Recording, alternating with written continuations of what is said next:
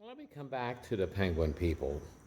In this case, the most awful situation, 1814 in France, and of course that was Black Man's Butt. The books are quite, as you can see here, quite thick and very detailed in terms of information. And let's see here. We'll set it up, we'll start it, open it up, and of course we have the most awful situation, a late war ESR. You have table of contents, and it tells you, of course, what a table of contents is supposed to do, what you're going to play, what are various things.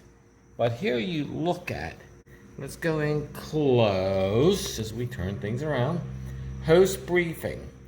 So the person is going to be the host, the French briefing, and the Prussian briefing. So let's look at one of these. First, we've got, it goes introduction, using the scenario, and it gives you, how they're divided up. And like his example here, the host briefing offers concerns, the other briefings, how to organize units into armies. Well, most of you guys are going to know how to do this because most of you have already played the miniatures, right? So none of that is really an issue for you folks.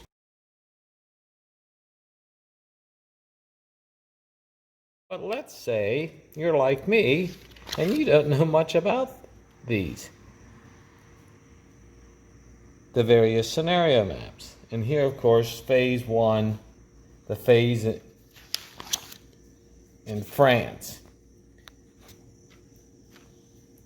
See the nice flow chart. I like flow charts. And the first battle, which we talked about the other day. And here, you got how the map, how you would set the map up at Hoogstraten, the units, the objectives. I mean, this is all, it's all set up very nicely for those of us who are not this type of gamer. And I am not this type of gamer. In fact, they laugh at my painting of units because they should laugh at my painted units. Great artwork replete through the books. And of course, like I do for all of ours, for further reading. The best part of these books, though, are the uniform pages. And frankly, I didn't realize there was such a broad spectrum of uniforms. You just look here at the Württemberg. Really? This is right? But yes. And you go over here for line infantry. I mean this to me is in what they call the dressing for war. Now we're into Prussian. I call this the most impressive element of the books, because for me it's way beyond, and of course we get into more over here, like a senior regiment, far beyond my knowledge, and I find it fascinating to look at these. In fact, Miss Katie likes looking at these as well. So good material, well conceived, just for that alone, but the wealth of information here.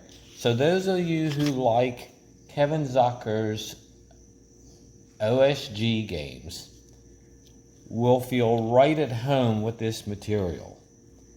And in a sense, one of the reasons I felt comfortable going, and you see we continue like Shadow Theory with the Prussians here.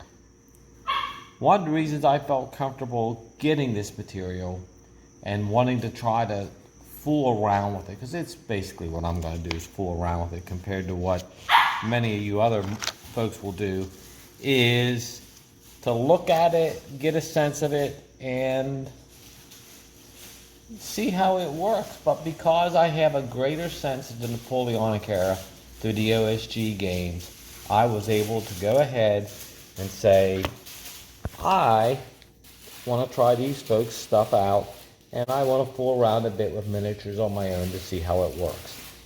As always, folks, we thank you. These two folks of this company are just the most delightful people, very polite, very enthusiastic, and really have a lot of fun and like talking to folks.